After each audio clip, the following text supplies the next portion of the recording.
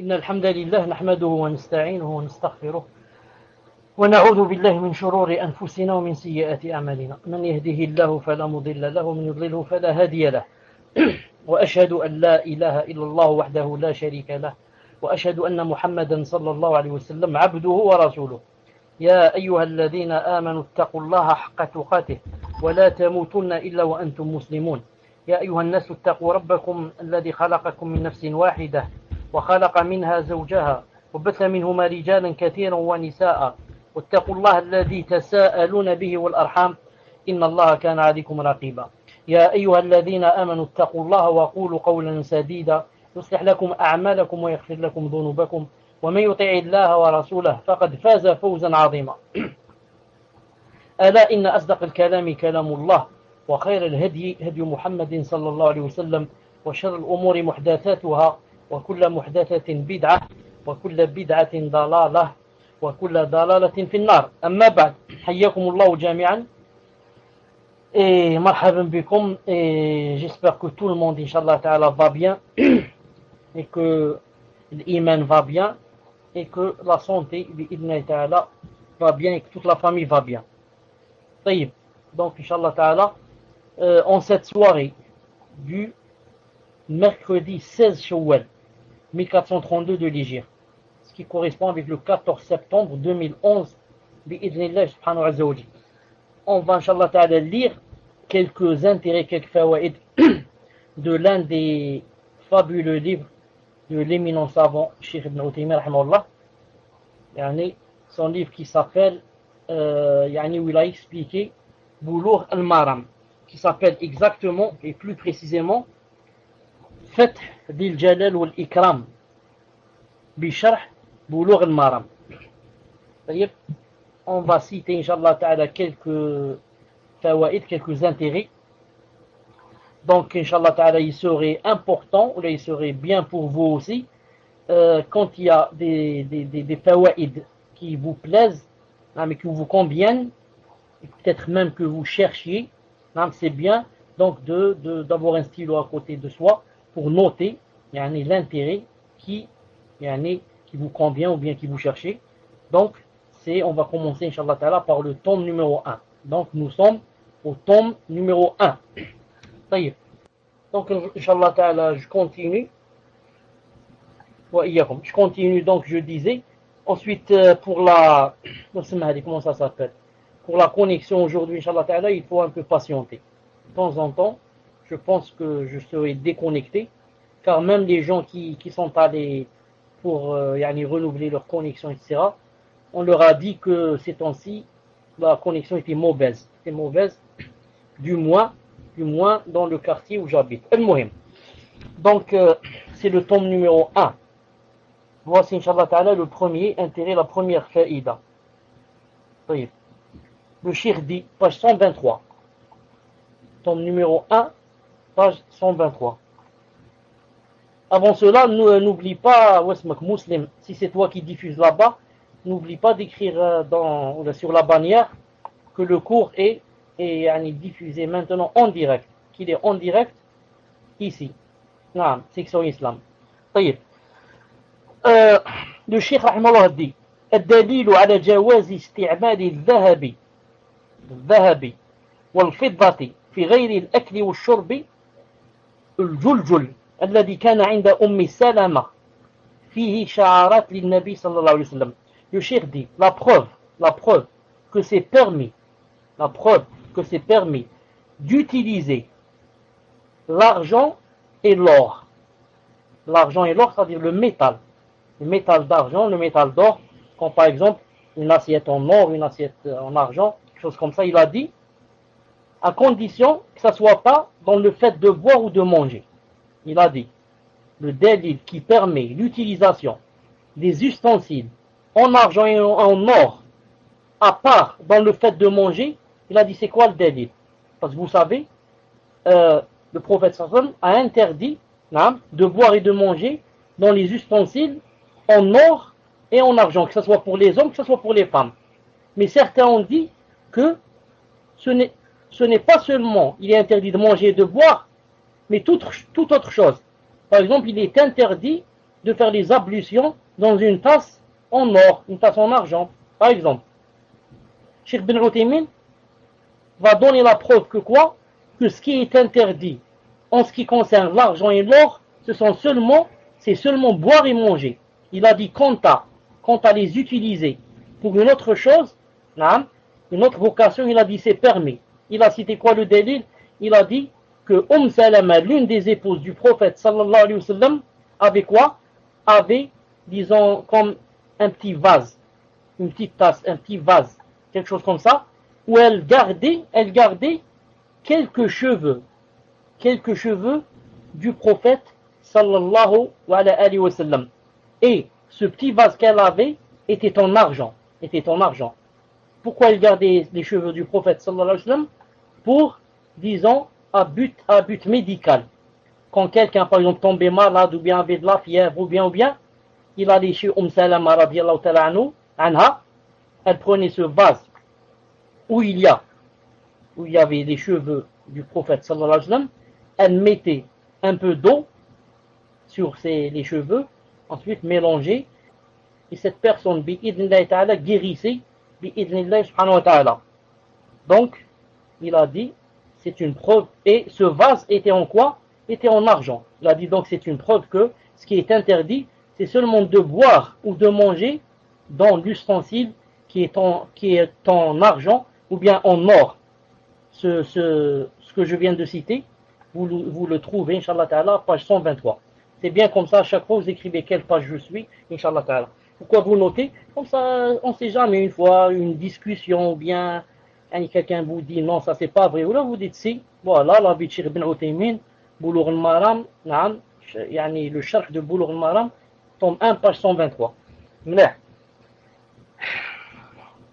طيب, autre intérêt, Inch'Allah Ta'ala, le cheikh, page 146, le cheikh, pour lui, l'avis le plus juste, Inch'Allah Ta'ala, c'est que la salive de l'âne, la salive qui sort de la bouche de l'âne, la salive donc de l'âne, et sa sueur, la sueur de l'âne, ودمعه رجح دمعه c'est larmes, les larmes qui coulent des yeux de l'âne, ainsi que de la mule de l'âne,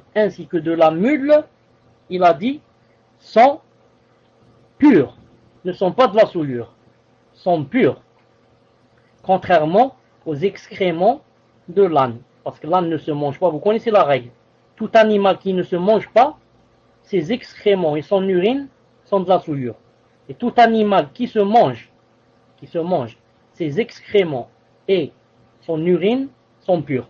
Donc, l'âne et la mule, c'est interdit de le manger. Ses excréments et son urine, ou leurs urines, ce sont deux, l'âne et la mule, sont de la souillure. Mais il reste quoi? Reste leur salive, leurs larmes et leur sueur sont purs. Quel est le délit? Le délit, c'est le qiyas, l'analogie. L'analogie par rapport à quoi? Par rapport au chat. Le prophète islam, en parlant du chat, il a dit qu'il n'était pas najis. Il a dit laysat bi najis. En parlant de l'hira, il a dit laysat bi najis. Ensuite, il a montré pourquoi. Il a dit pourquoi il n'est pas le chat, pourquoi il n'est pas najis, c'est pas de la souillure. Il a dit فإنها من الطوافات, parce que elle est tout le temps avec nous, entre nous, sur notre giron, elle est sur tes habits, elle est partout. Non, le chat est partout avec nous, collé à nous. Il a dit, pour cela que il n'est pas najis. La même chose pour l'âne et la mule, surtout autrefois, on travaillait beaucoup avec, donc du matin au soir, on est en contact avec l'âne et la mule, donc ils ont la même disons, la même excuse, la même chose, donc c'est le même jugement, les deux ne sont pas, Inch'Allah Ta'ala, ne sont pas souillés. Donc c'était page 146. Non. Ensuite, dans la page 154, le Cheikh Rahimahullah a cité que parmi les particularités du prophète sallallahu alayhi wa sallam, vous savez, le prophète islam a beaucoup de particularités, beaucoup, hein. Par exemple, quand il faisait la prière, il voyait derrière lui, par exemple, il pouvait se marier avec plus de 4. Quand il dormait, ses yeux ne dormaient pas. Ses yeux dormaient, mais son cœur ne dormait pas. Beaucoup de particularités. Ici, il en a cité une. Il a dit quoi? Il a dit, parmi les particularités du prophète sallallahu alayhi wa sallam, que jamais il ne tombait en janaba. En janaba, ça veut dire plutôt, bon, janaba, ça se fait s'il fait quelque chose de halal. Mais le cheikh ici veut dire, jamais le prophète sallallahu alayhi wa sallam n'avait de rêve érotique. Jamais le prophète sallallahu alayhi wa sallam n'avait de rêve érotique. Et je pense, Allahu alam, je pense que tous les prophètes et tous les messagers sont comme ça. Car le rêve érotique, en fait, il vient de quoi? Il vient du shaitan. C'est le shaitan qui, dans le rêve, il va te faire voir des choses, etc., pour arriver à avoir un rêve érotique. D'un côté, c'est le shaitan qui fait le rêve érotique, et de l'autre, entre parenthèses, c'est une rahma d'Allah subhanahu wa ta'ala. Car si Allah ta'ala n'avait pas voulu que le shaitan nous fasse cette chose, il l'aurait empêché. Vous savez ça. Allah ta'ala l'empêche, il ne peut rien nous faire. Mais Allah ta'ala le laisse nous faire cette chose, car c'est une rahma d'Allah azza wa jal. Des fois, la personne a besoin de ce rêve érotique pour, disons, se vider si elle n'est pas mariée, etc., pour ne pas tomber malade, bi'idhnillahi ta'ala. Donc, c'est dans la page 154. Dans la page 163. Dans la page 163. Est-ce qu'il n'y a pas de problème? Est-ce que vous m'entendez bien? Est-ce que vous m'entendez bien? Alhamdulillah. Dans la page 163, tome numéro 1, Sharh Bulugh al-Maram, le cheikh a dit من الأدلة على طهارة الخمر أنه عليه الصلاة والسلام لم يأمر بغسل الآواني لما حرمت مع أنه أمر بغسل آواني الخمر الأهلية لما حرمت. Le cheikh dit, parmi les preuves que l'alcool est pur, et ce n'est pas de la souillure, c'est quoi? Il a dit, parmi les preuves, c'est que le prophète sallallahu alayhi wa sallam, lorsque l'alcool a été interdite, il n'a pas demandé aux sahaba de laver les ustensiles, de laver les assiettes et les marmites, etc. Alors que, lorsque l'âne est devenu interdit, car l'âne auparavant n'était pas interdit, c'était permis de manger l'âne. Mais lorsque l'âne, son interdiction est venue, le prophète sallallahu alayhi wa sallam a demandé aux sahaba de laver les ustensiles et de laver les marmites. Pourquoi? Parce que c'est de la souillure. On ne va pas manger dans une assiette pleine de souillure. Alors que pour l'alcool, il n'a pas demandé qu'on lave pas les assiettes, disons ni les verres, ni les tasses, ni rien. Le cheikh a dit donc c'est une preuve que quoi? Que l'alcool est interdite mais n'est pas de la souillure. Car vous savez que la règle, entre parenthèses, il y a une règle qui dit toute souillure est haram, est interdite. Mais pas toute chose interdite est de la souillure. Il faut bien apprendre cette règle. Toute souillure est haram. Et non pas tout haram c'est de la souillure. Je donne un exemple. Toute souillure c'est haram. Bon, ça n'a pas besoin d'explication, c'est clair. Mais pas tout haram c'est de la souillure. Par exemple, l'or pour l'homme, c'est haram, c'est interdit qu'ils mettent une chaîne en or ou bien une bague en or, l'homme. Et pourtant, l'or, c'est pas de la souillure, c'est pur. Je peux prendre une bague et la toucher, je peux même embrasser une bague. Pourquoi? Parce que c'est pas de la souillure, mais pourtant c'est haram. Donc, toute souillure est haram et pas tout haram est de la souillure. Par exemple, la statue. La statue c'est haram ou la halal? C'est haram la statue. Non. Est-ce que la statue c'est de la souillure? La statue c'est pas de la souillure et pourtant c'est haram. طيب.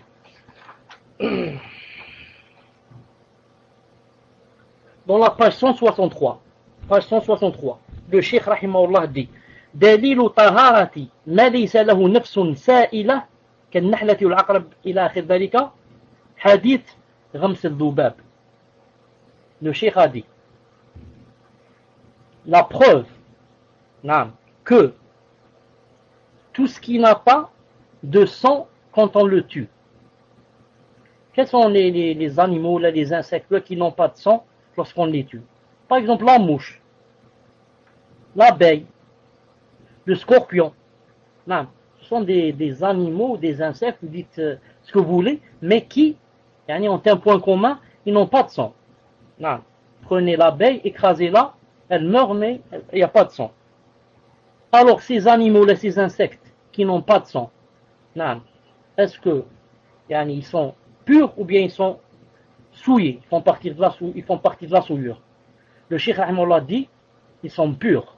Ils sont purs. Non. Quel est le dalil? Le dalil est clair. Non. Le prophète sallallahu alayhi wa sallam a dit dans un hadith authentique que vous connaissez tous, je ne l'ai pas là entre mes yeux, mais je le dis d'une façon approchée. Non. Je dis son sens. Il a dit que la mouche avait dans une de ses ailes, elle avait un poison, et dans l'autre, elle avait l'antipoison, dans l'autre aile. Il a dit donc si jamais une mouche tombe dans un de vos vers, elle tombe sur une aile, on ne sait pas sur quelle aile elle est tombée. Peut-être qu'elle est tombée sur celle du poison. Donc il a dit il faut la tremper, ensuite la jeter. Le fait de la tremper dans l'eau, dans la boisson, est un délit qu'elle est pure. Est-ce que le prophète sallallahu alayhi wa sallam nous ordonnerait qu'on trempe de la souillure, ensuite qu'on boive? C'est pas possible. Si la souillure tombe dans un verre, on va jeter la boisson qu'il y a dans le verre. Alors qu'ici le prophète te dit d'enfoncer encore l'abeille ou la mouche, de l'enfoncer encore. Donc c'est une preuve que quoi? Que tout animal ou l'insecte qui, si on le tue, ne donne pas de sang, ça veut dire qu'il est, Inch'Allah Ta'ala, pur. Dans la page 164, le Cheikh Rahimahullah a dit que Rajih, c'est-à-dire l'avis le plus sûr des savants. Parce que quand on dit Rajih, donc ça veut dire qu'il y a une divergence. Donc d'après le Cheikh Rahimahullah, l'avis le plus sûr des savants, que l'urine du prophète sallallahu alayhi wa sallam et ses excréments, quand il fait, comme on dit, il défèque, sallallahu alayhi wa sallam. Il a dit donc, l'urine du prophète sallallahu alayhi wa sallam et ses excréments, l'avis le plus juste, c'est que c'est de la souillure. C'est de la souillure. Pourquoi? Car il y a certains savants qui disent que le prophète sallallahu alayhi wa sallam, lui-même, il est pur à 100%. Que même son urine et ses excréments sont purs. Le cheikh a dit non, ça c'est pas vrai. L'avis le plus juste, Inch'Allah Ta'ala, c'est que son urine et ses excréments sont de la souillure. Ensuite, il a cité ici un hadith, il a cité d'abord le verset où Allah Ta'ala dit Innama ana basharun mitlukum, où Allah Ta'ala a dit dans le Coran, en parlant du prophète sallallahu alayhi wa sallam, je ne suis qu'un être humain comme vous, je ne suis qu'un homme comme vous. Innama ana basharun mitlukum. Donc s'il est un être humain comme nous, il doit, ses excréments et son urine doivent être de la souillure. Naam. Ensuite, il a cité aussi un autre hadith que, et ce hadith, en cherchant, j'ai trouvé qu'il était daïf, qu'on lui a donné, il a une fois cherché quelque chose pour s'essuyer, on lui a donné un os, et qu'il a dit, sallallahu alayhi wa sallam, que l'os, ne purifiait pas. Cheikh Ibn Uthaymin a dit, s'il ne purifie pas, ça veut dire que quoi? Ça veut dire que ses excréments sont souillés. Il cherche quelque chose qui purifie. Il a dit, voilà la preuve, Inch'Allah Ta'ala. Dans la page 171, le Cheikh Rahimahullah, quand il a cité le hadith où le prophète sallallahu alayhi wa sallam a dit que si ce n'était pas qu'il ne voulait pas, disons, peiner sa umma, Il y a mieux que peiner, j'ai pas trouvé le verbe, c'est tout. Il a dit, alors je leur aurais ordonné qu'ils mettent le siwak, hein, qu'ils utilisent le siwak dans chaque wudu, dans chaque ablution. On ne parle pas du hadith qui dit dans chaque salat. L'autre hadith authentique qui dit dans chaque quoi? Dans chaque ablution. Le Cheikh rahimahullah a dit l'avis le plus juste, c'est que on utilise le siwak pendant les ablutions précisément quand quoi? Quand on met de l'eau dans la bouche, le madmada. Quand on met de l'eau dans la bouche, il a dit, c'est à ce moment-là qu'on prend le siwak et on se lave la bouche, et on s'essuie la bouche avec le siwak. Ensuite, on jette l'eau qu'on a dans la bouche. Dans la page 219, le Cheikh rahimahullah a dit, ومما يدل على أن رحمة الله تغلب غضبه أن أبواب الجنة 8 وأبواب النار 7. Dans la page 219, le Cheikh rahmatullah a dit ce qui montre et démontre que la miséricorde d'Allah subhanahu wa ta'ala est beaucoup plus grande que sa colère, ou bien ce qui démontre que sa miséricorde vainc, le verbe vaincre, vainc sa colère, c'est quoi? Il a dit c'est que les portes du paradis sont au nombre de 8, alors que les portes de l'enfer sont au nombre de 7. Vous savez que l'enfer n'a que 7 portes. Par contre, le paradis en a 8. Ça veut dire quoi? Ça veut dire que Allah subhanahu wa ta'ala, sa miséricorde est beaucoup plus grande que sa colère. Dalil, 8 portes pour la miséricorde et 7 seulement pour la colère. Donc c'est une preuve que la miséricorde est plus grande. 8 pour le paradis et 7 pour Jahannam. L'ayadu billah. طيب. Ensuite, c'est dommage ce que je vais citer ici. C'est dommage que j'ai oublié de citer le numéro de la page. Non, le numéro de la page. Des fois, il m'arrive d'oublier de citer, je m'oublie et je n'ai pas cité le numéro de la page. Mais ma'alish, c'est une faïda que vous trouverez, Inch'Allah Ta'ala, si vous cherchez. Au moins, vous saurez que, si jamais on vous demande où se trouve ce que je vais citer, vous dites dans Boulough al-Maram, entre la page 219 et 245. C'est là où j'ai oublié de noter la page. Le Cheikh a dit le fait de lever ses mains, pour faire les doigts, ça se divise en 4 sortes. Il y a 4 sortes. Écoutez bien ce qu'il dit.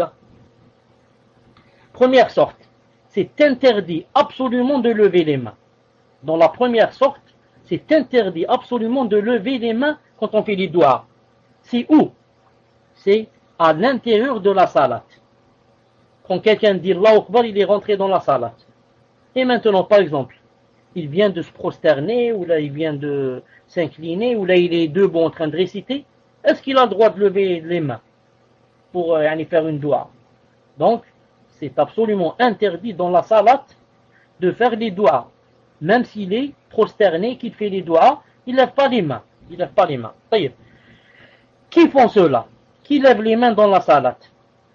Les rawafid, les chiites. Je les ai beaucoup vus au Koweït, dans la mosquée. Je les voyais beaucoup. Où ils lèvent exactement dans la salat? Après qu'ils se relèvent de l'inclinaison. Ou l'inclination. Ils disent Sami'a Allahu liman hamidah. Ils lèvent les yeux vers le ciel et lèvent les mains. Je ne sais pas qu'est-ce qu'ils disent. Ensuite, ils descendent pour se prosterner. Donc, les juhal, les grands juhal, ils font 2 grandes fautes. La première, ils lèvent les yeux vers le ciel, alors que c'est interdit. Vous connaissez le hadith authentique, qui dit que quiconque, c'est interdit de lever les yeux. Il dit quiconque lève les yeux vers le haut, si jamais il devient aveugle, alors je me désavoue de lui. Ou quelque chose comme ça. Donc c'est la première grande faute. Et la deuxième grande faute, il lève les mains. Il lève les mains pour faire les doigts. Donc c'est la première sorte. La première sorte, interdiction absolue à l'intérieur de la salat. Deuxième sorte, interdiction Naam, particulière. Il y a une interdiction particulière. Où il a dit, quand on est Yom al-Jumu'ah sur le mimbar. Quand on est Yom al-Jumu'ah sur le mimbar, l'imam veut faire des doigts, c'est interdit qu'il lève les mains. Et d'ailleurs, Yom al-Jumu'ah sur le mimbar, ce n'est pas sunnah de terminer toujours la deuxième khutbah, de la terminer par des doigts. Ce n'est pas sunnah. Mais de temps en temps, s'il fait des doigts, malish. Mais chaque vendredi, on termine par des doigts, c'est pas sunnah, ça rentre même dans la bid'a. Al-Muhim. Maintenant, si jamais l'imam il veut faire des doigts de temps en temps sur le mimbar, ça ne fait rien, à condition quoi? Qu'il ne lève pas les mains. Et vous connaissez le hadith dans Sahih Muslim, où le sahabi Umara ibn Ru'ayba, radiyallahu ta'ala anhu, a vu Abdel Malik ibn Marwan, si je ne me trompe pas, en train de lever les mains pour faire les doigts. Il lui a dit Qabbaha Allahu hatayni al-yadayn. Il a dit qu'Allah subhanahu wa ta'ala fasse du mal ou quelque chose comme ça, ces deux mains. Il a dit Wallah, j'ai vu le prophète sallallahu alayhi wa sallam faire des doigts, mais jamais il levait la main. Il levait seulement l'index. Il levait l'index et le pointait vers le ciel. Il levait l'index et le pointait vers le ciel. Donc c'est interdit sur le mimbar de quoi? De lever les mains. Et c'est beaucoup plus interdit pour les prieurs. De lever aussi les mains avec l'imam. C'est beaucoup plus interdit. C'est pour ça qu'il y a un savant hanafite qui s'appelle, attendez, comment il s'appelle? Une seconde, je le cherche, Inch'Allah ta'ala. Une seconde. Inch'Allah, quand je reviens de l'Aïcha, j'aurai son nom, Inch'Allah. Non, mais il s'appelle Ibn Abidin. Ibn Abidin, dans son livre très connu, qui s'appelle, attendez, Hashiyat Ibn Abidin. Il a dit dans ce livre que si jamais les prieurs lèvent les mains avec l'imam pour faire les doigts, ils auront des péchés. Il a dit Atamoun, ils auront des péchés. Ça c'est la deuxième sorte. Troisième sorte, il a dit, donc on vient de voir deux sortes interdites. La troisième sorte, il a dit mashroua, c'est-à-dire c'est permis. C'est où il a dit, je dis non seulement permis mais recommandé même. Il a dit dans salat al-istisqa, quand on fait la salat pour que la pluie tombe, là c'est sunnah que l'imam lève les mains et que ceux qui sont derrière lui lèvent aussi les mains avec lui. C'est aussi sunnah de lever des mains à Arafat. Quand on va au Hajj, on monte sur Arafat, entre l'Asr et le Maghrib, la personne lève les mains et fait des doigts. C'est aussi sunnah de lever les mains quand on fait le Hajj ou l'Umrah, quand on est sur Safa et sur le Marwa. Safa et le Marwa, c'est sunnah de lever les mains là-bas. C'est aussi sunnah de lever les mains pendant Qunut, lorsqu'on fait le Tarawih, le Qunut du Tarawih. Et c'est aussi sunnah de lever les mains quand quelqu'un veut, par exemple, demander à Allah subhanahu wa ta'ala de lui pardonner. Il a fait une faute, ou là il lève ses mains, il dit Allah subhanahu wa ta'ala, astaghfiruka, et pardonne-moi, et comme ça. Il y a un hadith authentique du prophète sallallahu alayhi wa sallam en ce sens. Ça c'est la troisième sorte. Et la quatrième sorte, où maskoutun anhu. Maskout, ça veut dire la charia n'a rien dit en ce qui concerne la quatrième sorte. Ni elle a dit c'est interdit, ni elle a dit faites-le. Il a dit la charia c'est tu, n'a rien dit à ce propos. C'est quand par exemple, c'est quand on fait des doigts d'une façon générale. Par exemple, maintenant, je vais par exemple le micro par exemple, ensuite je vais penser à une maladie ou là je ne sais pas quoi, je lève mes mains et je commence à faire des doigts. Ou là je pense par exemple à mon fils qui n'est pas là, qui est malade, qui est loin, ou là je lève mes mains et je fais des doigts. Est-ce que ici, puisque la charia s'y tue, est-ce que c'est bien c'est mieux de lever les mains ou c'est mieux de faire des doigts sans lever les mains. Cheikh Ibn Uthaymin rahimahullah a dit, le mieux, dans les doigts en général, le mieux c'est de lever les mains. Tant qu'il n'y a pas une interdiction spéciale, donc le mieux dans les doigts, en général, c'est de lever les mains. À cause du hadith du prophète sallallahu alayhi wa sallam, où il a dit que Allah subhanahu wa ta'ala, naam, yani yastahi, c'est-à-dire que Allah subhanahu wa ta'ala disant, comment qu'on dit yastahi, à honte, ou là, pudique, Allah subhanahu wa ta'ala, que quoi? Que son serviteur, yani, lève ses mains vers lui et qu'il les lui rende, yani, sans exaucement. Il y a un hadith comme ça authentique. Vous devez tous le connaître. Allah subhanahu wa ta'ala yastahi, si jamais son serviteur lève les mains, qu'il les lui rende vides comme ça, sans lui exaucer. C'est pour ça qu'en général, quand on fait des doigts, hein, c'est quoi? C'est de la sunna de lever les mains, bi'idhnillah ta'ala. Et il y a aussi, ça coupe. Maintenant c'est le moment, Inch'Allah ta'ala, ils viennent de faire l'adhan. Je vais à la salat et je reviens, Inch'Allah ta'ala. Subhanakallahumma wa bihamdik. Ashhadu an la ilaha illa anta astaghfiruka wa atubu ilayk. Je vais faire salat l'isha et je reviens, Inch'Allah. Salam alaikum. Salam alaikum. Une dame de 43 ans tombe enceinte depuis 4 ans, mais au final, c'est une dame de 43 ans tombe enceinte. Mais au final, au bout de 3 mois maximum, elle a un arrêt de grossesse. Les cœurs des bébés qui s'arrêtent à chaque fois. Donc la question est très mal posée. On ne sait pas faire. Donc elle est tombée enceinte 5 fois et toujours le même problème. Cette femme a déjà 3 enfants et elle pense que c'est à cause de l'âge. Ou est-ce qu'Allah qui ne veut pas?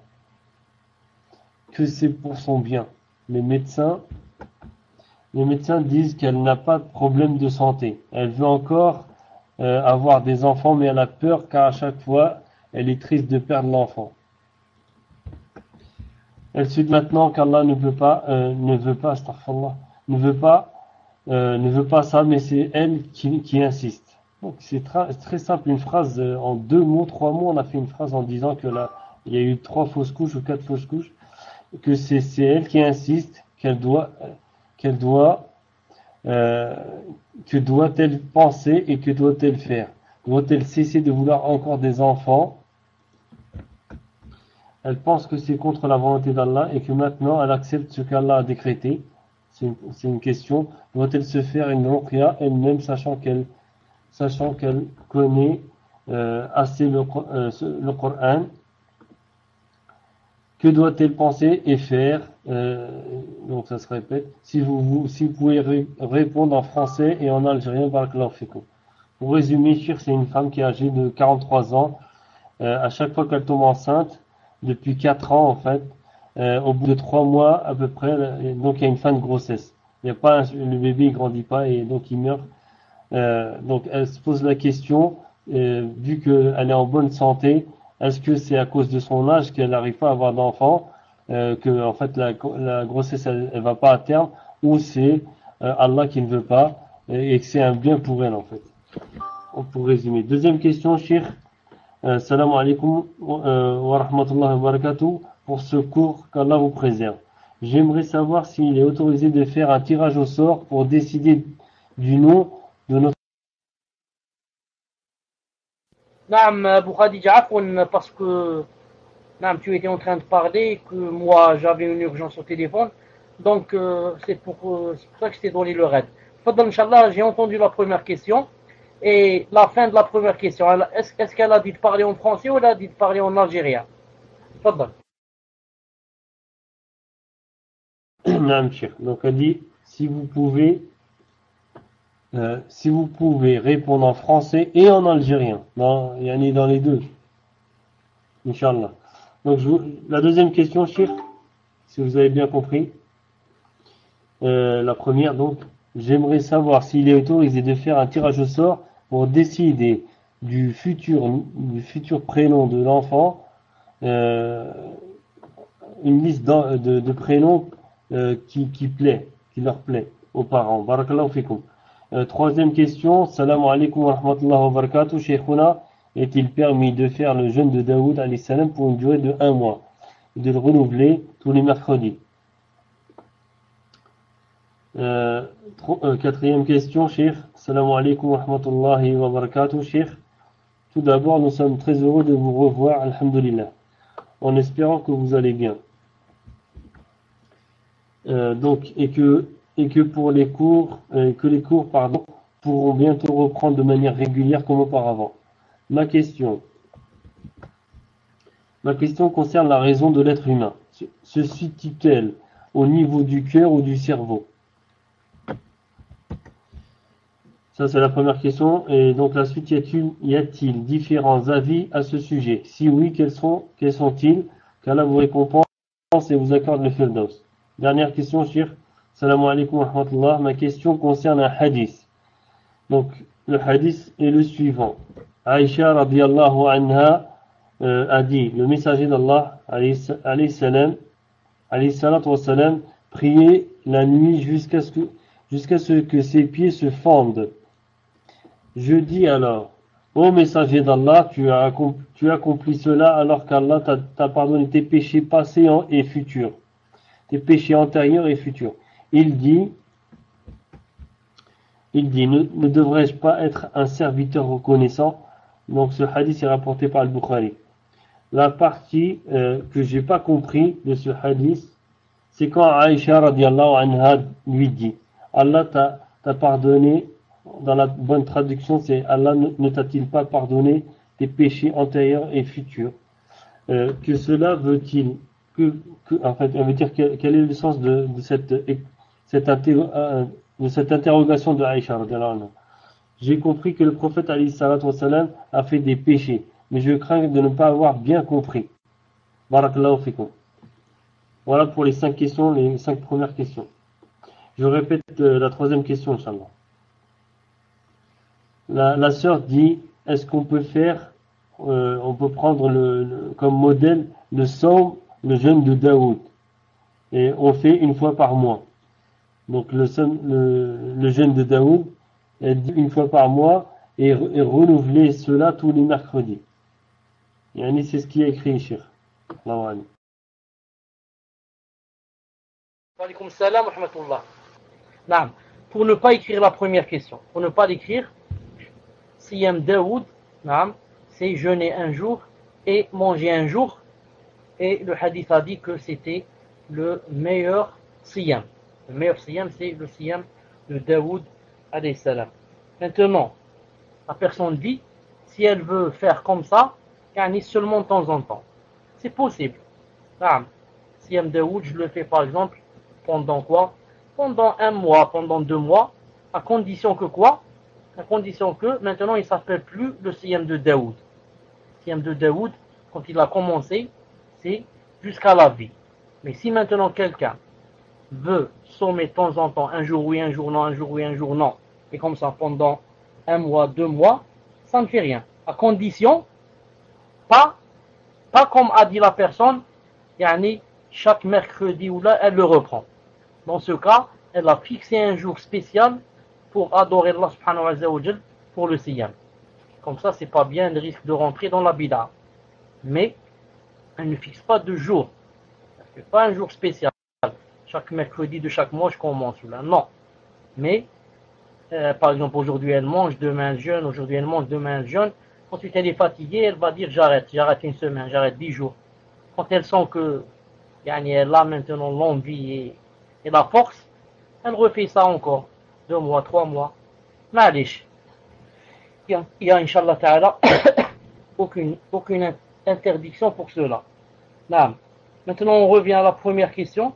La personne qui a dit qu'elle avait 43 ans, qu'elle était enceinte 5 fois, etc. etc. Al-Muhim.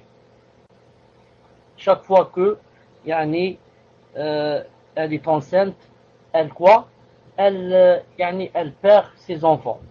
C'est ce que j'ai compris. Maintenant, elle dit, est-ce que c'est Allah subhanahu wa ta'ala qui ne veut pas, ou bien c'est ça vient d'autre chose, ou bien Allah subhanahu wa ta'ala.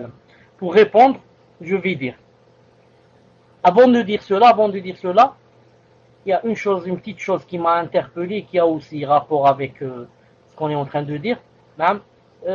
Avec parmi les personnes qui sont connectées avec nous, je pense que c'est une sœur, Wallahu alam. Je pense que c'est une sœur, Wallahu alam, qui a comme pseudo bientôt puisqu'on est en train de parler des enfants.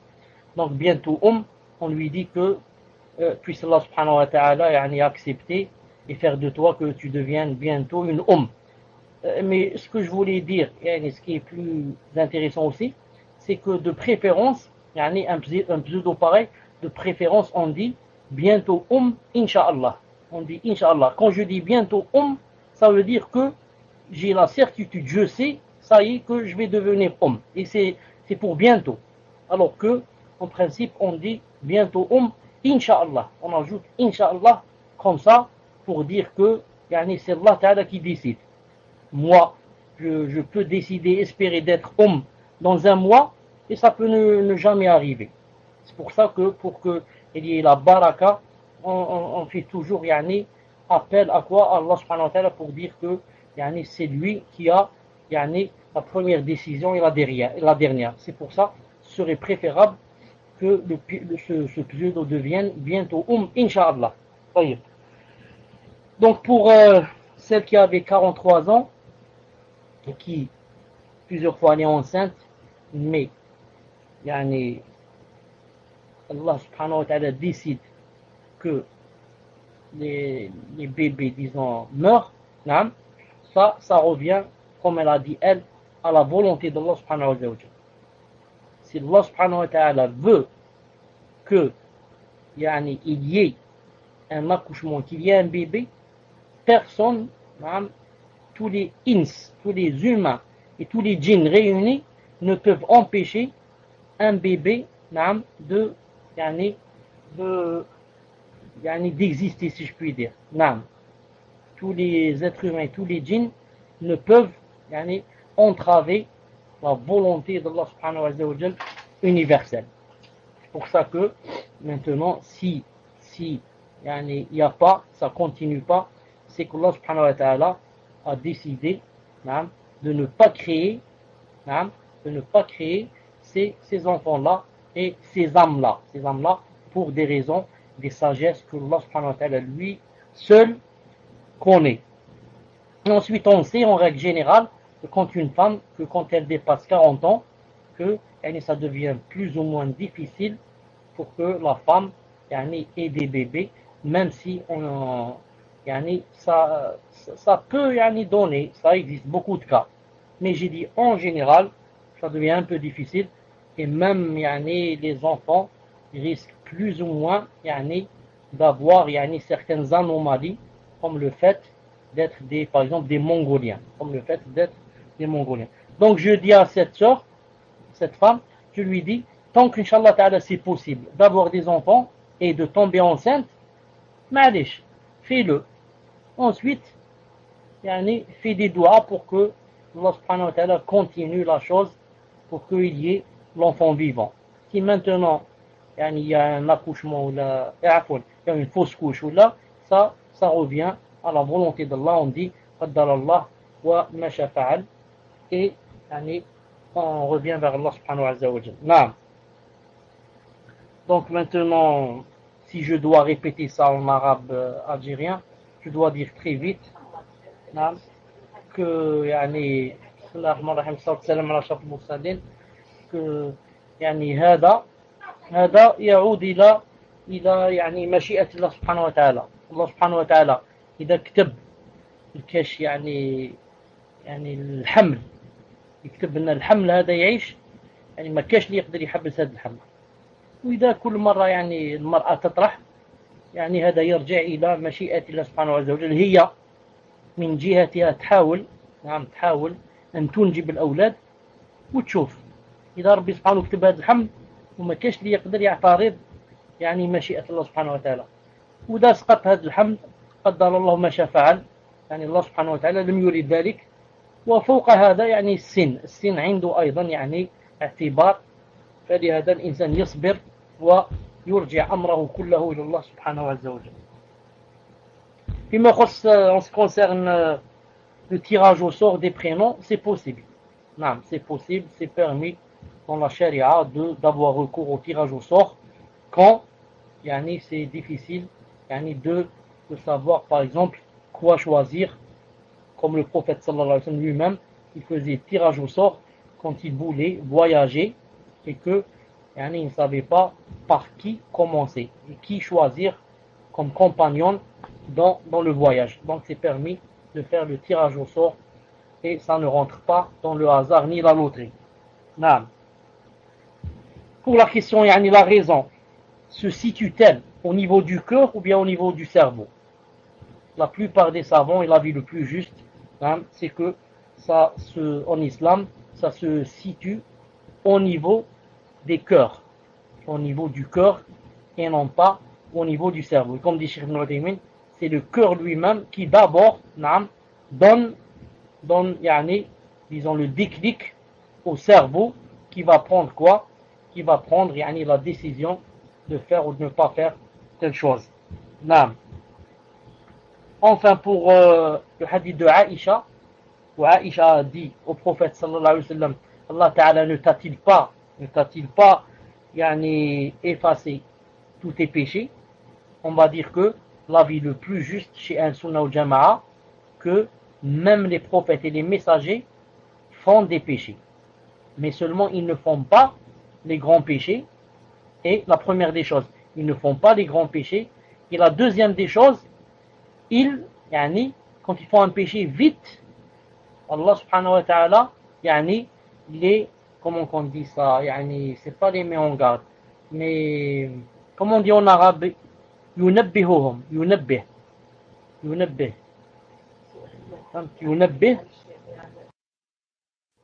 c'est-à-dire qu'Allah subhanahu wa ta'ala leur montre, si je puis dire, il leur montre qu'ils sont dans la faute et ils reviennent. Pas comme nous par exemple, les autres êtres humains à part les messagers, tu peux faire des fautes, tu peux faire une faute et continuer à faire le péché sans que personne ne te montre que tu es dans la faute. Alors que les messagers, quand ils font une faute, Allah Ta'ala leur montre qu'ils sont dans la faute et ils s'arrêtent vite. Ensuite, le délil du Coran, que les messagers font des fautes, le délil qui parle du prophète sallallahu alayhi wa sallam, où Allah Ta'ala lui a dit فَعْلَمْ أَنَّهُ لَا إِلَهَ إِلَّا اللَّهِ وَاسْتَغْفِرْ لِذَنْبِكَ وَلِلْمُؤْمِنِينَ وَالْمُؤْمِنَاتِ. Sache qu'il n'y a de divinité qui mérite l'adoration que Allah subhanahu wa ta'ala. Ensuite, implore le pardon pour ton péché. وَاسْتَغْفِرْ لِذَنْبِكَ. Implore le pardon pour ton péché et les péchés des croyants et des croyantes. Voilà, Inch'Allah Ta'ala, pour les 5 premières questions. Bi'idhnillahi ta'ala. Tfadhal pour les autres. Donc les prochaines questions. Salam alaikum cher. Je possède un site internet.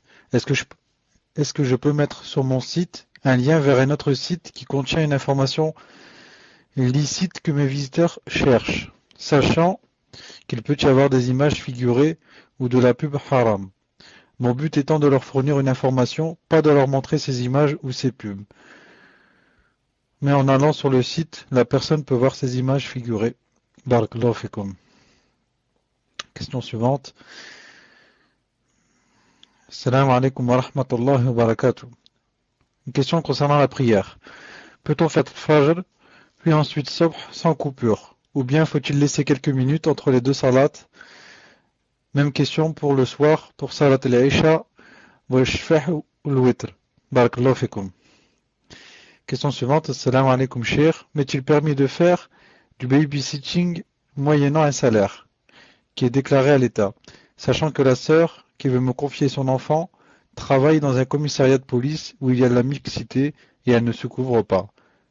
Sachant aussi qu'il est difficile pour une sœur en France de trouver un travail, j'aimerais savoir s'il est possible de vous contacter par mail, qu'Allah vous récompense grandement. Question suivante. Salam alaikum wa rahmatullahi wa barakatuh, cher. Ahsanallahu ilaykum wa barakallahu fikum. Masha'Allah, votre retour nous fait plaisir. Walillahi alhamd. Nous sommes dans une ville où la da'wa salafiyya est nouvelle. En effet, elle n'est connue que depuis quelques années et elle se propage de plus en plus, walhamdulillah. Par contre, j'aimerais que vous fassiez une nasiha, Inch'Allah, spécialement aux frères de Nice. La plupart sont débutants, et plutôt que d'étudier et d'appliquer surtout les bases, le minhaj, etc., ils passent la plupart de leur temps à se chercher les erreurs entre eux, mettre en garde contre Foulan, demander s'ils peuvent faire Hajar al-Foulan, j'en passe, etc.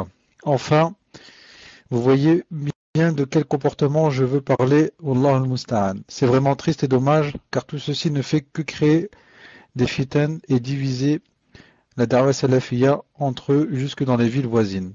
Min fadlikum, conseillez-nous, ya Cheikh, hayakumullah, wa bayakum, jazakumullah, wa khair al-jaza.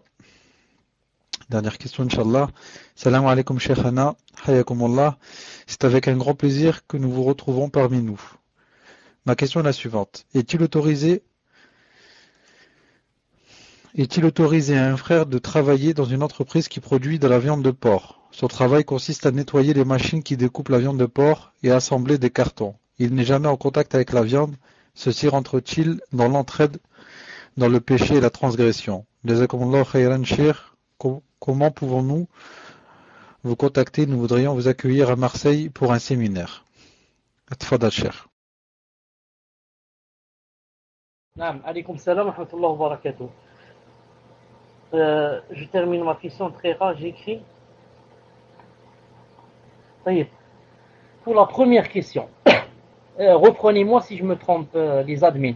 Est-ce que pour la première question, est-ce que la personne a dit qu'elle voulait mettre un lien dans son site vers un autre site qui n'est pas bien, mais pour une chose qui est bien. Elle met un lien vers une chose qui est utile ou quelque chose comme ça. Est-ce que c'est comme ça? La question bidna. Je vous donne le micro. Naam, c'est ça, cher. Dans ce site, en fait, il risque d'y avoir des choses pas bien. Walakin, dedans, il y a une information dont les visiteurs de son site recherchent. Mais il risque d'avoir des images, etc., qui ne sont pas bien. Tfadal, cher. Je dis, Allah subhanahu wa ta'ala alam, quand elle met le lien vers le site, elle doit mettre le lien vers la page, pas vers le site, vers la page où il y a l'information qu'elle veut, à condition que sur cette même page, il n'y a pas de haram, il n'y a pas d'images qui ne sont pas bien, etc. Donc, ne met pas le lien vers le site, mais vers la page à l'intérieur du site. Il y a une différence entre le site et une des pages. Et à condition, ça c'est la première condition, pas le site, mais la page, à condition que la page ne contienne pas quelque chose de haram. Même si c'est comme ça, elle peut, Inch'Allah Ta'ala. Pour la deuxième question, le Fajr et le Subh, quand une personne fait Salat al-Fajr, elle ne doit pas, sans coupure, faire Salat al-Subh. Mais elle attend au moins quelques minutes. Non, elle attend au moins quelques minutes. Le prophète sallallahu alayhi wa sallam, même, qu'est-ce qu'il faisait? Il s'étalait, il dormait sur son flanc droit. Il restait quelques 5 ou 10 minutes pour se lever et faire salat subh. C'est comme ça, la sunna bi'idna ta'ala. Au moins 5 minutes. Au moins 5 minutes. Et au point où certains savants, comme Ibn Hazm, rahimahullah, même si ce qu'il a dit n'est pas le plus juste, mais pour vous dire que ça existe. Qu'est-ce qu'il a dit? Il a dit quiconque fait salat al-fajr, ensuite ne s'allonge pas sur son flanc droit quelques instants, il a dit, s'il fait salat al-subh directement sans s'allonger, il a dit, salat al-subh est nul. Salat al-subh ne sera pas acceptée, elle n'est pas valide. Donc celui-là, il a dit, c'est obligé de s'allonger sur son flanc droit. Et nous, qu'est-ce qu'on dit? On dit non, ce n'est pas obligé. Le prophète sallam s'allongeait, car il passait la nuit à prier, donc il était fatigué, il s'allongeait comme ça quelques minutes et se levait, sans dormir. Mais on dit ce n'est pas une obligation de s'allonger sur son flanc droit, mais c'est une obligation de quoi? D'attendre un peu pour ne pas lier les deux salats, d'attendre au moins 5 minutes. Non. Si c'était 10 minutes, ce serait mieux. Quant à pour Salat al-Isha. Salat al-Isha. Et les 2 rak'at qu'il y a après, et Salat al-Witr, ce n'est pas une obligation d'attendre. Mais on peut, dès qu'on termine Salat al-Isha, on dit salam alaikum, on peut, on fait vite le tasbih, et on se lève, on fait les 2 rak'at qu'il y a après Salat al-Isha, et ensuite on fait le witr. Ce n'est pas comme la salat du Fajr avec le subh. Pour la personne qui a dit qu'elle gardait le bébé de la femme et que cette femme allait travailler au commissariat, etc. En général, les savants ont dit le musulman, s'il travaille chez un kafir, il ne doit pas travailler dans un travail qui est, disons, qui contient de la bassesse, si je puis dire. Par exemple, c'est pas permis pour un musulman de travailler chez un kafir, par exemple, de lui laver, par exemple, lui laver, dégradant, de lui laver, par exemple, je ne sais pas, de lui laver, de lui faire le ménage à la maison, par exemple, chez un kafir. Je vais lui faire le ménage, je vais lui laver ses souliers, je lui lave sa voiture. Il dit, on se lave, le musulman, quand il travaille chez le kafir, il ne travaille pas dans un travail qui est dégradant, qui fait de lui, il devient petit devant le kafir, Ça c'est en général. Donc, la personne a dit qu'elle gardait le bébé pour une femme, et cette femme allait au commissariat travailler, etc. Je dis, Allah subhanahu wa ta'ala, je ne peux pas lui dire c'est interdit, je peux lui dire s'il y a comment trouver pour garder le travail d'une autre personne, ce serait mieux. Une personne, une sœur ou une personne qui est dans le besoin de travailler, etc. Je lui garde ses enfants. C'est possible, comme j'ai dit, si elle est musulmane. Cette personne est musulmane. Mais je ne dis pas que c'est interdit pour les kuffars, mais je dis que c'est mieux, c'est tout. C'est mieux de chercher les enfants des musulmans pour ne pas être la cause. Je lui garde son enfant, donc je suis la cause pour qu'elle aille, je ne sais pas où. Elle aille faire le haram, je ne sais pas où, et moi je lui garde ses enfants. Allah subhanahu wa ta'ala, mais je ne peux pas dire comme ça que c'est interdit. Pour la ville, je crois qu'elle a cité Nice. La personne, je crois qu'elle a cité Nice, qu'elle a dit qu'il y avait peu de salafiyya et que de peu qu'il y avait, ils mettaient en garde contre eux, etc. Je dis très vite que, s'ils ont commencé comme ça, par s'occuper d'eux-mêmes et de mettre en garde contre eux, donc ceux-là, mais ils vont pas aller loin. Ils vont pas aller loin. Pourquoi? Parce que le shaitan les a dissuadés du vrai but. Le vrai but, c'est de quoi? C'est de chercher la science légiférée, dans le kitab ou sunnah, d'après la compréhension des salafs, et d'essayer de se grouper, de former un groupe comme ça de talibul ilm, de s'entraîner, etc., pour pouvoir faire la da'wah et la propager.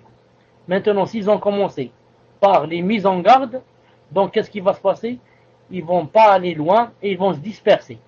Chacun, maintenant, va dire, toi tu es dans l'erreur, l'autre va lui dire, c'est toi qui es dans l'erreur, c'est X qui est dans l'erreur, et ils vont quoi? Ils vont se disperser et les gens vont rire d'eux. Les gens vont rire d'eux, même les sectes, les autres, les ikhwan, les tablir, les takfir, ils vont rire d'eux. Ils vont dire, regardez les salafis, ils sont en train de mettre en garde contre eux, au lieu d'avancer, de chercher talib al-ilm, etc. Et en principe, je dis, ça devient comme ça quand est-ce que? Quand parmi les salafis, il n'y a pas quelqu'un qui a un niveau assez bien, assez fort dans la science. Donc, ils n'ont pas quelqu'un autour de qui graviter. Ils n'ont pas quelqu'un qui est mashallah dans la science pour graviter autour de lui et lui poser des questions, etc. Pour que quand il y a un problème, c'est lui qui aide à dissiper ce problème. C'est ça le mouchkila. Ils sont tous dans le même niveau, ils sont tous des débutants, c'est pour ça que ça va être un problème pour eux s'ils n'ont pas quelqu'un qui les guide et qui les oriente. Je demande à Allah subhanahu wa ta'ala qu'il unisse entre leur cœur et les aide à avancer dans le din. Enfin, pour la personne qui a dit qu'elle nettoyait les machines de porc, je lui dis que ce travail est interdit bi'idhnillahi ta'ala. Tu nettoies les machines et qu'est-ce qu'ils font avec ces machines? Ils coupent, là je ne sais pas qu'est-ce qu'ils font, le porc. Donc toi, tu leur prépares le terrain, tu leur prépares les machines avec lesquelles ils vont quoi? Ils vont couper le porc, etc. Donc Inch'Allah ta'ala, tu dois faire ton possible pour t'éloigner de ce travail. Pour le séminaire, si c'est possible, Inch'Allah ta'ala, Allah ta'ala fera une solution. Si c'est possible, Allah subhanahu wa ta'ala fera une solution. Tfaddal Inch'Allah pour les prochaines questions.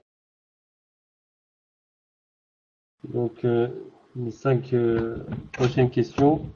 La première, salam alaykoum Cheikh, j'avais quelques questions à vous poser durant le mois de Ramadan. Cependant, nous n'avons pas eu l'occasion donc de se voir et de s'écouter sur Paltalk. Donc mes questions concernent Zakat al-Fitr et concernent une femme qui est décédée pendant le mois de Ramadan. Sa famille doit-elle sortir Zakat al-Fitr sur les jours qu'elle a jeûné avec eux? Et peut-on donner Zakat al-Fitr en viande? Voilà. Deuxième question, Cheikh.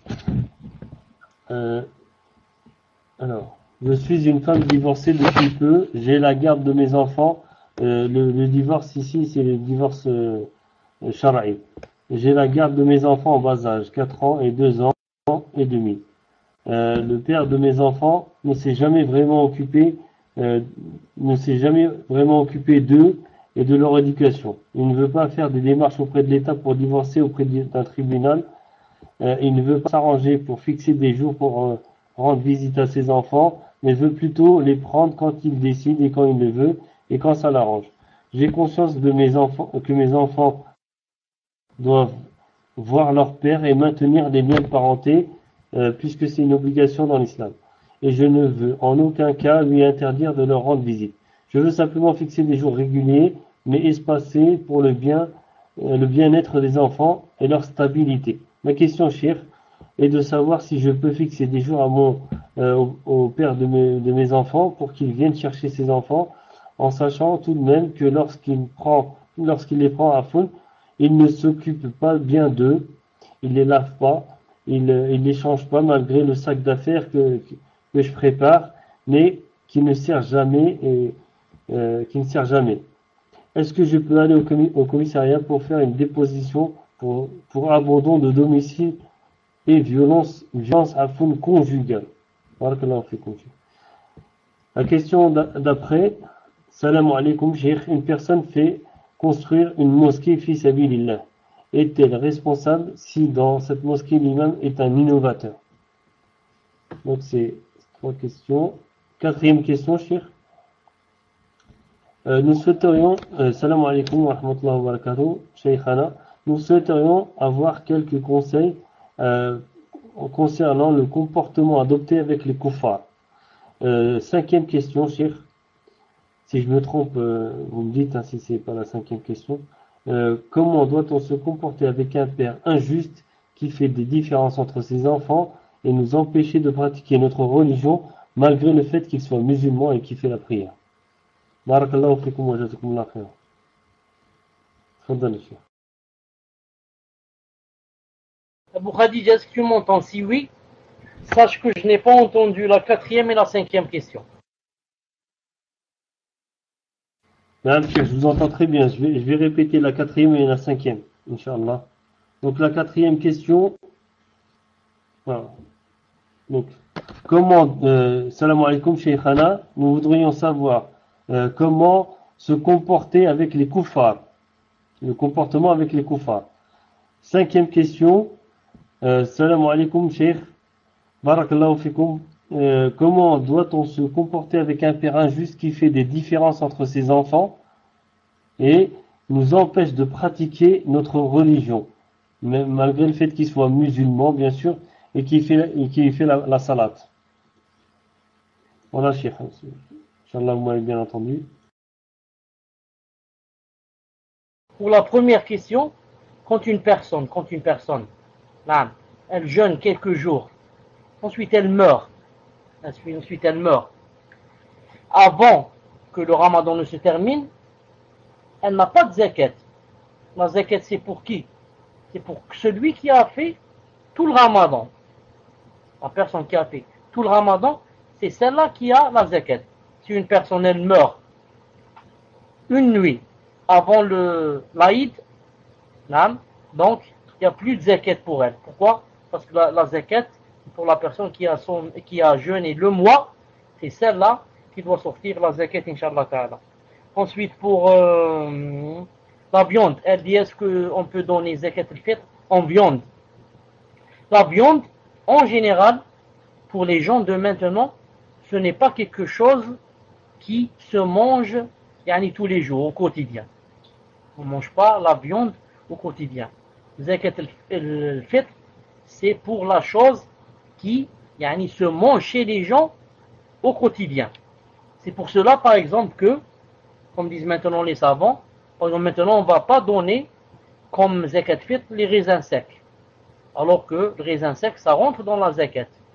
Si vous allez chercher dans qu'est-ce qu'on donne dans le zakat fitr, vous allez trouver par exemple les lentilles, vous allez trouver par exemple les raisins secs, vous allez trouver la semoule, etc. Alors que les raisins secs, par exemple, de nos jours, c'est pas quelque chose qui se mange au journalier.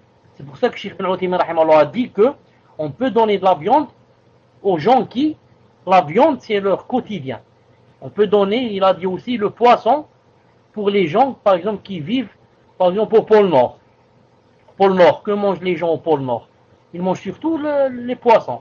Donc pour eux, le poisson, c'est quelque chose qui se mange au journalier. C'est pour ça on leur donne les poissons. Mais on ne va pas donner à une autre personne, par exemple à moi, on ne va pas me donner, par exemple, zakat fitr, le poisson. Pourquoi? En parenthèse, si c'était permis que je prenne zakat, si c'était permis, zakat fitr, on ne va pas me donner le poisson parce que c'est pas mon manger quotidien. Mais mon manger quotidien, c'est la semoule, c'est les lentilles, les haricots. C'est pour ça que Cheikh Ibn Uthaymin dit que comment il s'appelle le macaron? Le macaroni. Macaroni, il dit c'est possible de donner en zakat. Parce qu'il y a des gens qui mangent ça presque tout le temps. Maintenant, pour la divorcée, etc., les pâtes, voilà, les pâtes. La personne a dit que pour... qu'est-ce qu'elle a dit? Non, pour la personne qui a parlé des enfants, etc., la garde, etc., etc. À la fin, elle a dit, est-ce que je peux aller au commissariat pour déposer plainte, etc., etc., pour... elle a cité deux choses, j'ai oublié. El-Muhim. Je dis, comme dit Cheikh Al-Albani, rahimahullah, aller au commissariat pour déposer plainte, comme vous savez, c'est recourir à des lois qui ne sont pas des lois divines. Recourir aux lois qui ne sont pas les lois divines, c'est-à-dire qui ne sont pas la charia.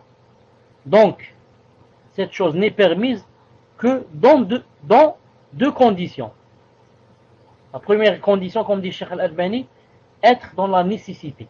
Je suis dans la nécessité, je n'ai plus que cette issue. Elle dit donc, c'est la personne elle-même qui sait est-ce qu'elle est dans la nécessité ou elle n'est pas. Et la deuxième des choses, comme dit Cheikh Al-Albani, il faut que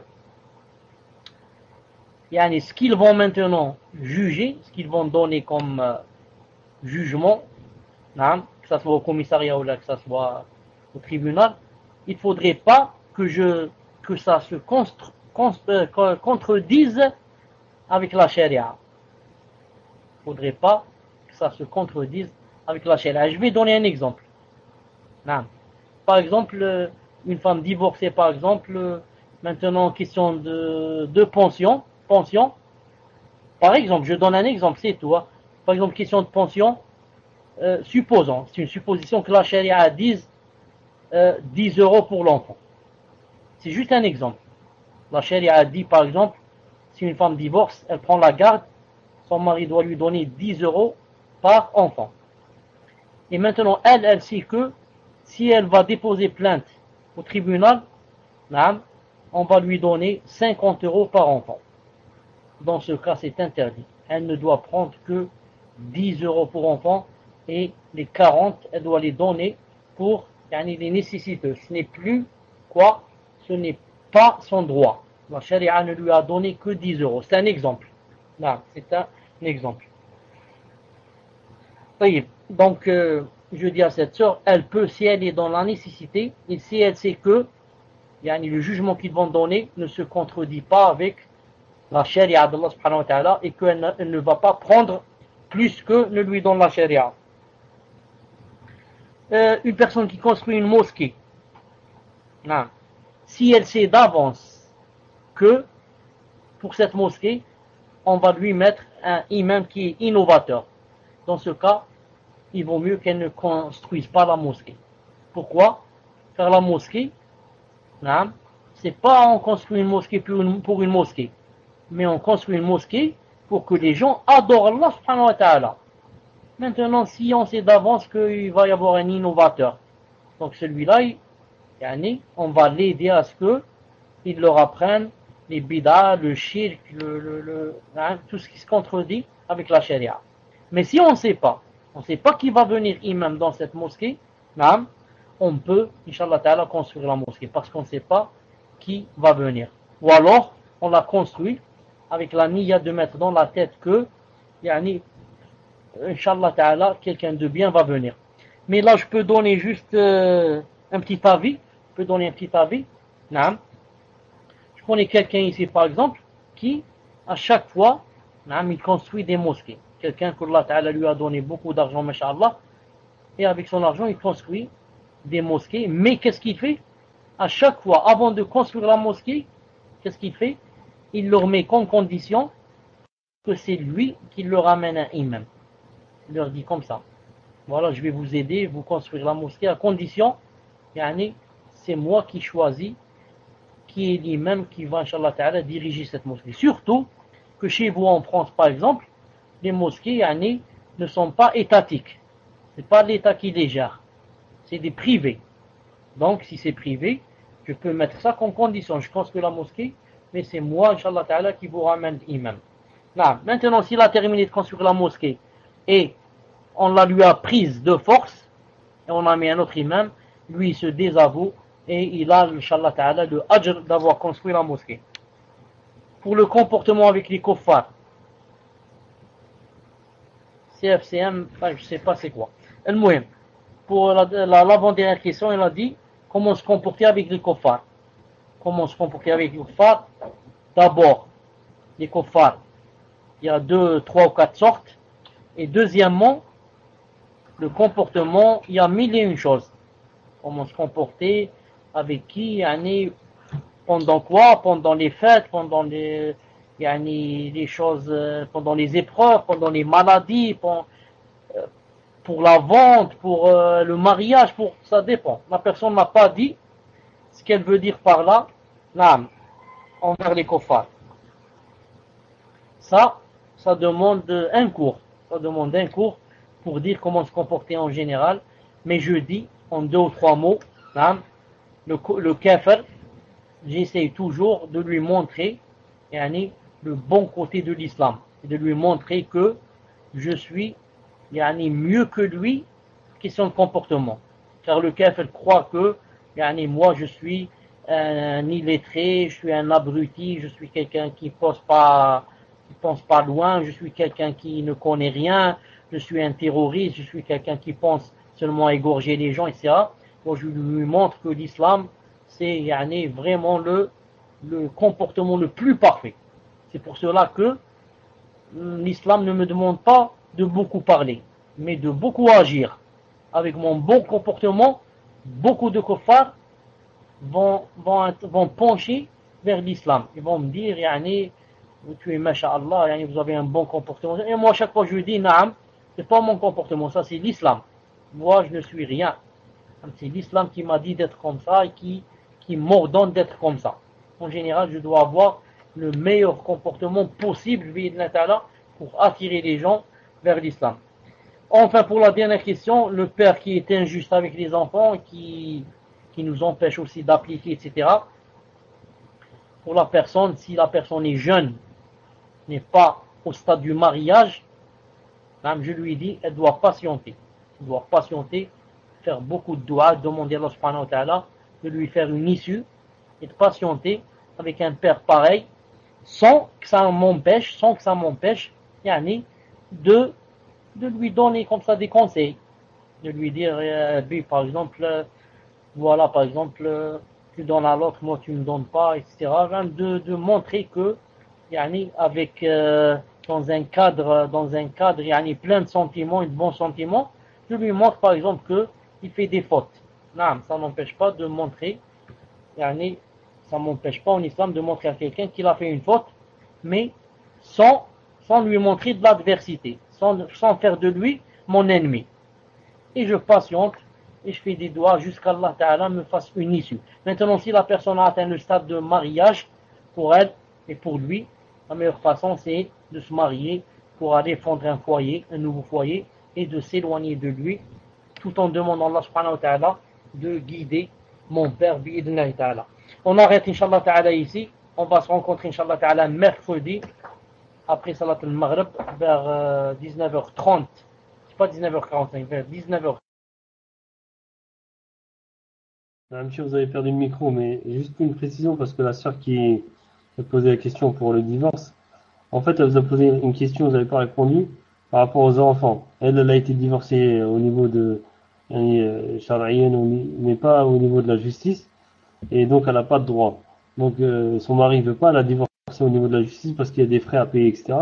Mais au niveau des enfants, elle vous a posé la question, est-ce qu'elle peut imposer à son mari, à son ex-mari, on va dire le père de ses enfants, des jours fixes? Parce que après c'est les koufars qui vont, la justice, c'est eux qui vont trancher. Et elle, en fait, elle veut pas passer là pour l'instant. Elle veut, est-ce qu'elle peut le faire déjà d'avance? Comme ça, elle fixe des jours pour que le mari vienne, il prend ses enfants, et puis un jour ou deux, je sais pas comment ça se passe. Voilà, très bonne dessus. Naam. Chauffe, en islam, nous, ce qui nous intéresse, c'est ce que la charia a dit. C'est pas ce qu'a dit le tribunal, naam, des kuffars, comme vous le savez. La charia, qu'est-ce qu'elle dit? Quand quelqu'un est divorcé, c'est la femme qui a la garde des enfants. Qu'est-ce qu'elle dit la charia? La charia a dit que, naam, pendant la nuit, c'est la femme, par exemple, c'est l'épouse qui a la garde de l'enfant. Mais pendant le jour, c'est le père qui a l'enfant. C'est comme ça en islam. Pendant la nuit, c'est chez sa mère, et pendant le jour, il est chez son père, car en principe, en général, c'est l'homme qui apprend yani, le bon comportement et l'islam, etc., à son enfant. La mère, elle est tout le temps occupée, etc. C'est pour ça que, quand elle dit maintenant j'empêche son père, ou bien je lui donne seulement quelques jours, donc c'est à l'encontre de la charia. C'est à l'encontre de la charia. La charia ordonne à la femme de laisser l'enfant avec son père pendant la journée. Et que c'est seulement la nuit qu'il revient vers elle. Maintenant, si jamais il y a d'autres facteurs qui rentrent dans cette chose, comme par exemple le père qui est pervers, le père qui apprend à son enfant des choses qui ne sont pas bien, le père qui, par exemple, va monter son enfant contre sa mère, etc. Il va lui dire, celle-là, c'est une terroriste, celle-là, elle n'applique pas le din. Là, le juge, bien sûr, va avoir son mot pour laisser cet enfant, pour laisser ce père voir son enfant seulement, il va lui restreindre des jours. Ça, c'est des cas particuliers. Mais en cas général, le père doit voir son fils tous les jours, pendant la journée, et c'est seulement la nuit qu'il revient vers sa mère. Voilà, Inch'Allah Ta'ala, pour la réponse. Sauf, comme j'ai dit, s'il y a des cas spéciaux. Dans ce cas, il y aura autre chose, Inch'Allah Ta'ala. Pour le prochain cours, ce sera, Inch'Allah Ta'ala, mercredi vers 19h30, Inch'Allah Ta'ala. سبحانك اللهم وبحمدك أشهد أن لا إله إلا أنت أستغفرك وأتوب إليك. السلام عليكم ورحمة الله وبركاته.